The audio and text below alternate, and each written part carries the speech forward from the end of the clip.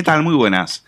¿Sabían ustedes que Chávez era aficionado a las ciencias ocultas? ¿Sabían que se creía que era una reencarnación de Simón Bolívar y que muchas veces iba a sitios y pedía que le pongan una silla o, en todo caso, si era una comida, un plato también para el espíritu del libertador sudamericano?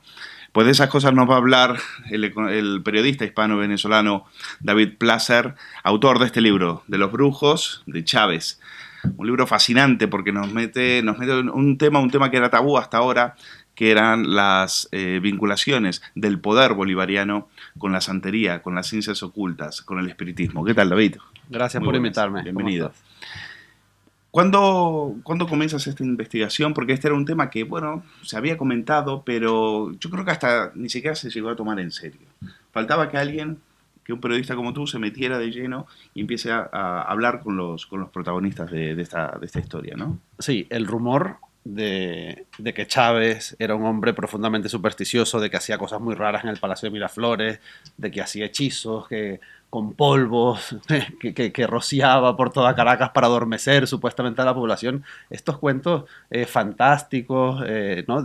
Imposibles de creer, siempre estuvieron alrededor de la figura de Hugo Chávez. Y Pero eso es verdad o no. Te lo pregunto porque hay una entrevista que se realizó en Miami a Carlos Valdés, que es un santero cubano, y ahora hablaremos por qué de la importancia de los cubanos en toda esta historia, donde se dice que efectivamente hay un piloto que cuenta que un avión atravesó Caracas echando esos polvos, que son como una especie de polvos adormecedores. ¿Eso es verdad o es un bulo? yo hablo en el libro de cosas realmente que pude comprobar y que pude certificar con más de un testimonio. El caso del helicóptero y los polvos es un testimonio de un piloto que al menos yo no pude acreditar. Ahora, hay muchos otros episodios casi de igual inverosimilitud que sí finalmente pude comprobar y que recogí en el libro. Ese definitivamente no, hay muchos otros. Se hablaban de... Bueno, cuéntanos uno que sea quizás el más... eh, porque tenemos que viajar en el tiempo hacia principios de los 90, antes del golpe del 92. sí, Sitúanos un poco, ¿cuándo incluso, empieza la vinculación de Chávez con la santería? sí, incluso mucho antes del 92, porque él prepara este golpe a principios de los años 80. Este golpe se fraguó durante una década prácticamente. Entonces ya en su etapa conspirativa, él consultaba a una bruja de cabecera que era Cristina Marxman, la Cristina hermana Marxman, la de hermana Erma de su Marxman. amante, de Sí, Emma sí, Marxman. Son sí, dos hermanas, Cristina era la santera y Emma era su amante. exactamente. Entonces, no solo él, sino muchos militares que participaron en esta conspiración acudían donde Cristina para que le leyera las cartas, para que le diera el futuro y para que le hiciera amuletos, ¿no? Para, bueno, estas cosas que siempre hacen los hombres del poder, alejar al enemigo. ¿Venezuela es normal el tema de la santería? Es una religión afrocaribeña que tenía poco calado social, pero que durante los 17 años del chavismo creció de forma vertiginosa. No solo la santería, sino la palería, que también es una variante para algunos de la santería y una religión diferente para otros, pero Pero es raro que en las élites, por ejemplo, alguien vinculado al poder anterior al poder bolivariano se contara públicamente que estaba en temas de santería. ¿Le hubieran tachado de loco o no? eso es lo que yo creía al iniciar la investigación. Luego, al hacerla, me doy cuenta que teníamos muchos más presidentes brujos y creyentes de lo que pensábamos. Por ejemplo, Joaquín Crespo, a finales de 1890, presidente como Chávez, militar, llanero, supersticioso y brujo, nombra a un ministro de Sanidad que era su brujo personal. Luego tuvimos Bueno, aquí tuvimos a Jordi Pujol que también visitaba una bruja. sí, sí, sí, y no solo Jordi Puyol, muchos políticos en el País Vasco también lo han hecho. Incluso se comenta que la amante y bruja de Mitterrand también consultaba al rey Juan Carlos. Eso fue un reportaje que sacó Interview hace más de 15 o 20 años. Pero en Venezuela, cuando se empieza a hablar esta vinculación con el espiritismo tan explícita de Chávez. Sí, a mediados de los años 90, sí, luego del golpe. Luego del golpe, él había iniciado contactos, pero una vez que llega a la presidencia, pasados unos años, estos rumores se acrecentan, ¿no? Se extienden de forma importante. Y ahí es que yo decido iniciar la investigación para intentar dilucidar qué es leyenda urbana, qué es mito, qué es leyenda y qué es realidad. Aunque yo pensaba que aunque sea una base, una pequeña base de realidad, tenían que tener todos estos cuentos. Y entonces es cuando vas a ver a la gente que estuvo en la cárcel con Chávez y son los que te cuentan, por ejemplo, que en la celda de Chávez eso era una especie de altar a todo tipo de divinidad espiritista, ¿no? Sí, se hacían ahí sesiones de espiritismo. En Venezuela hay una región, la montaña de Sorte, donde acuden muchos espiritistas. Es una religión muy autóctona y muy arraigada. Se le rinde culto a María Lionza, que es una especie de deidad indígena que protege la montaña. Y hay una peregrinación que ha crecido también mucho durante el chavismo. Y Chávez, en la cárcel, invocaba a los espíritus casi siempre, o siempre, de libertadores. Invocaba el espíritu de Simón Bolívar, de Páez y de Maizanta, su bisabuelo revolucionario como Ese es él, muy importante. por quien tenía una especial predilección. Devoción, ¿no?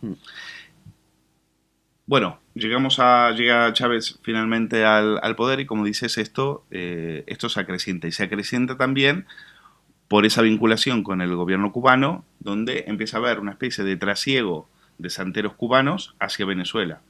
También con un doble fin que, como siempre, Fidel Castro nunca da puntadas sin hilo, ¿no? Sí. En Venezuela muchos colectivos se quejaban de la invasión de profesionales cubanos en esa época. Por ejemplo, los médicos, que fueron completamente desplazados cuando Chávez contrató a más de 20.000 médicos cubanos para hacer las misiones sociales. Me doy cuenta, y esto fue uno de los descubrimientos del libro, que también los babalaos, los santeros, se quejaron por ser desplazados por esta llegada masiva de santeros y babalaos cubanos, que tenían, como bien dices, una doble función. Tenían truco. Por un lado, ser consejeros espirituales de ministros, de gobernadores, de presidentes de empresas públicas, Petróleos de Venezuela, en el ejército, en la armada. Y por otro, tenían la función de ser informantes del gobierno de La Habana. Entonces, el propio ministro de la Defensa, Raúl Baduel, cuando lo visitó en la cárcel, me confiesa lo que era prácticamente un rumor extendido entre todos los babalaos y santeros venezolanos, que estas personas traídas desde Cuba tenían esa función, la de ser informantes secretos del gobierno cubano, porque dice él que Fidel Castro vio una debilidad muy clara en Hugo Chávez, y era su marcado carácter supersticioso, y aprovechó eso para manipularlo a través de todo el séquito de babalaos que lo iban rodeando y que lo iban aconsejando. Te pregunto acerca del color rojo. Se dice que en la santería el color rojo tiene un significado especial y que uno creía que el rojo le venía por su militancia comunista, pero que también puede tener una vinculación con la santería. ¿Esto es así? Bueno, pero también probablemente tenía la doble significación, porque el rojo es verdad que en la santería es utilizada por Changó, quien supuestamente fue el padrino.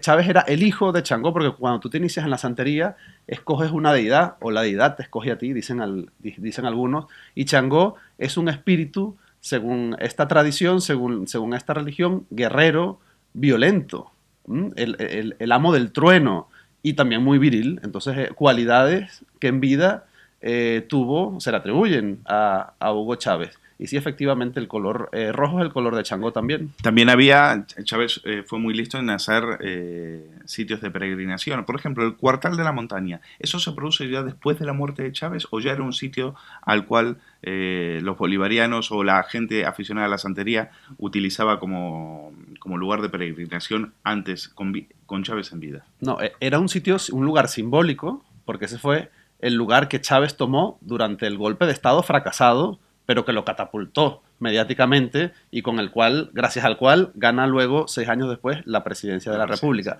Pero una vez muerto, una vez enterrado allí, se convierte ese lugar emblemático desde el punto de vista político, se convierte también en un lugar de referencia desde el punto de vista religioso y espiritual, porque le han construido de forma más o menos precaria, pero bueno, los propios habitantes de ese barrio popular le han construido una capilla, que se llama Capilla del Santo Hugo del 23.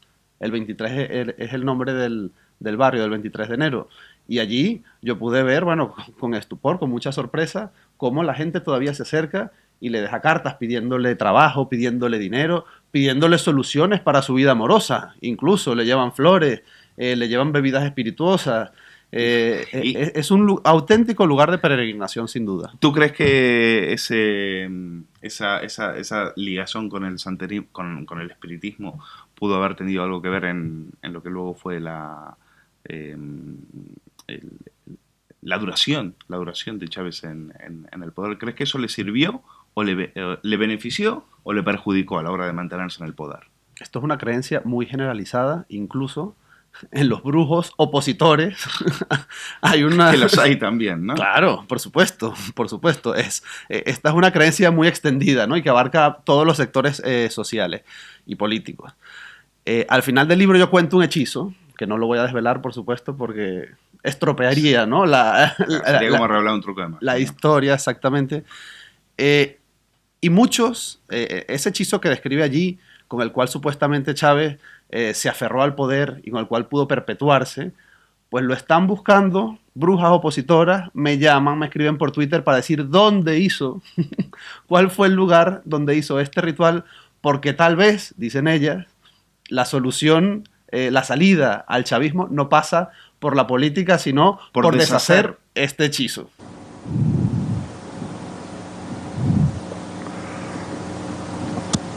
Aquí estamos tus hijos. Momentos de mucha emoción, muchísima emoción.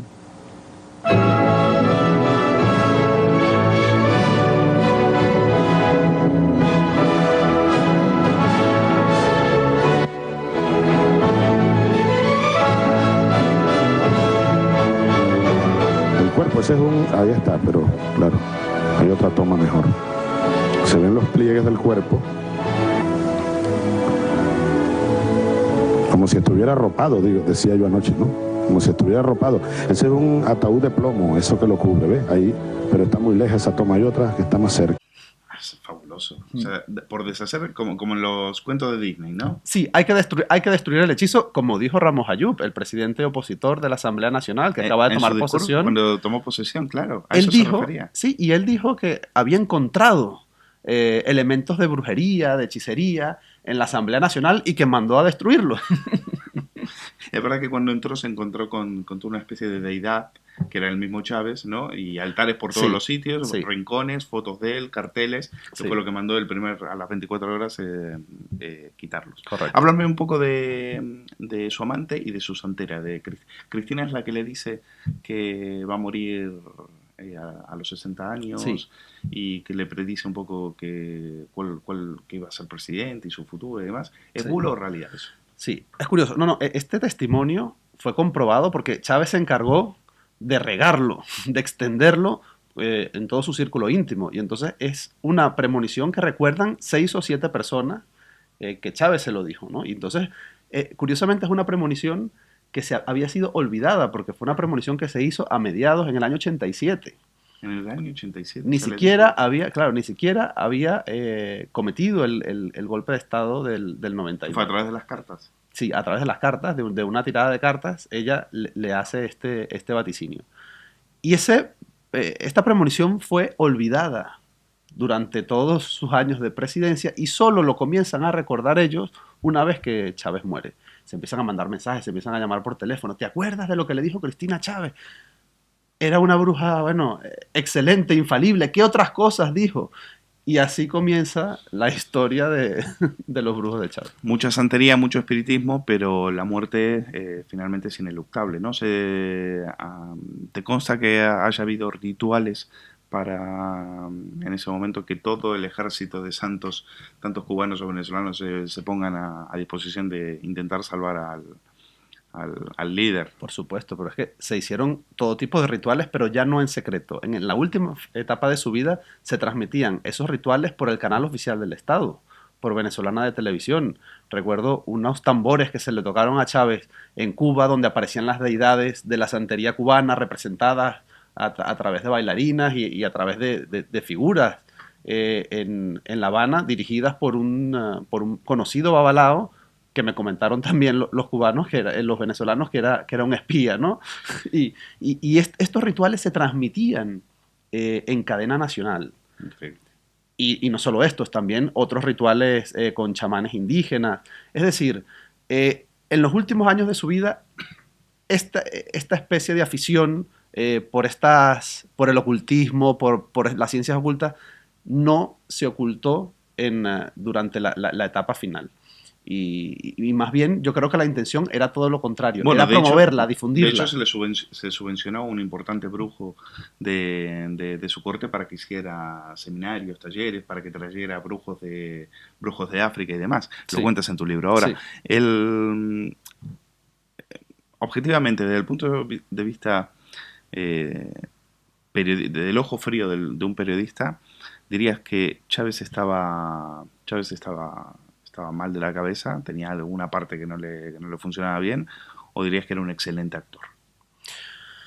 Yo creo que no diría que estaba mal de la cabeza, porque la superstición es muy común también, es algo cultural, muy común de la región donde él procede, de los llanos venezolanos, donde incluso el sonido del viento puede convertirse en algo mágico, es decir, un fantasma que pasa. Bueno, vamos, quiero detenerte ahí porque hay un vídeo muy famoso en el que Chávez está haciendo una locución y de pronto por detrás de él pasa una sombra. Se ha especulado mucho sobre eso. Yo incluso lo comenté con algún técnico de iluminación que le restaron importancia, ¿no? Que le restó importancia a esto. Pero sí es verdad que hubo casi un consenso generalizado entre los venezolanos que allí estaba la figura o de Bolívar o de la muerte que se le acercaba, ¿no? Bueno, es parte también de la cultura del venezolano crear estas historias fantásticas alrededor de un líder que también las promovía. Exacto. Porque él era el primero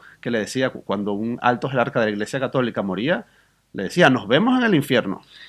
Y lo del pajarito, que es la portada de tu periódico, el pajarito que le hablaba a Maduro sobre Chávez, también forma parte de toda esta mitología espiritista, sí, ¿no? Yo creo que ahí Maduro perdió una excelente oportunidad de que Chávez se hubiese presentado en el Palacio de Miraflores firmando algún decreto, que la secretaria lo haya visto. No, dijo que se le había aparecido en forma de pajarito, ¿no? Y mucha gente se burló, ¿no? Una aparición casi ridícula. ¿Cómo Chávez, con aquel espíritu, con aquel ímpetu, se va a aparecer en forma de pajarito, ¿no? Entonces, fue casi risible, ¿no? Este episodio, aunque Maduro lo contaba desde la convicción. Convencido, ¿no? Sí, desde la convicción. Yo lo consulté incluso con su círculo íntimo, si realmente estaba actuando para... Se habló también de una maldición de Bolívar. ¿Crees que el espíritu de Bolívar... Te decía también lo del estado mental de Chávez, porque hay testimonios de que gente que le ve hablando solo, sí, y él dice que está hablando con Bolívar. Sí, yo se lo pregunté a muchos de los testigos de esta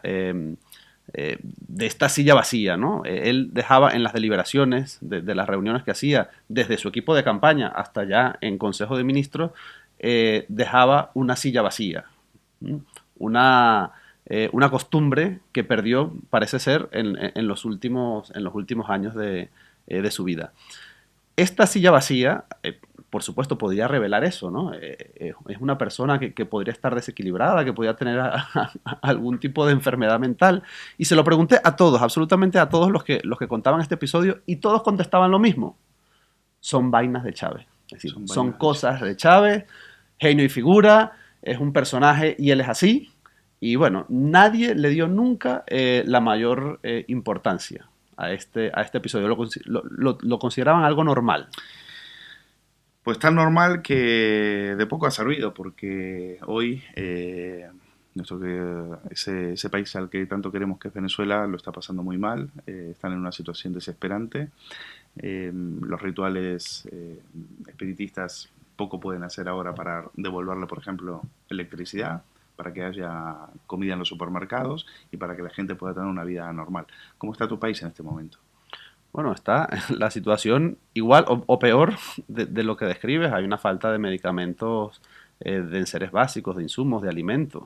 Eh, a- el venezolano medio tiene que hacer colas de 3, 4, 5 horas para conseguir lo que haya, porque no puedes ir al supermercado a conseguir lo que quieras o lo que necesites, sino lo que encuentres ese día. Hay un razonamiento muy estricto, solo puedes comprar 2 días a la semana y bueno, evidentemente esto ha causado un malestar generalizado Y y encima ahora van a dar ¿en qué consiste eso? ¿Que son 4 horas de luz? sí, es un racionamiento de 4 horas, sí, diarias. Ya tenemos racionamiento de agua, es decir, el agua llega 3 veces al día, entonces, bueno, las casas, los edificios lo van racionando, ¿no? En las horas en las que la gente lo necesita, en la mañana, al mediodía, en la noche, pero muchas veces ya la situación de sequía ¿Tú ves que esta era tan, situación... perdona, termina. no, la situación de sequía era tan acuciante que ya en los últimos días ni siquiera agua han tenido durante varios días. Ahora está empezando a llover, ¿Tú, gracias a Dios. ¿Tú crees que esta situación la puede sostener Maduro por mucho tiempo? Es una situación muy difícil de sostener cuando la propia base chavista le está pidiendo cambios al gobierno. Hay un malestar generalizado, ya no solo Ya lo hemos en visto los en las sectores últimas elecciones. ¿Sí? opositores, exacto, tienen una mayoría no absoluta, absolutísima en la Asamblea Nacional y las propias bases chavistas ya están pensando, están proponiendo un relevo a Nicolás Maduro. Pues esperemos que la cosa empiece a cambiar y a mejorar. Ojalá. David Plaza, el autor de Los Brujos de Chávez, editado por Economía Digital. Gracias por estar aquí en PD. Gracias, Luis.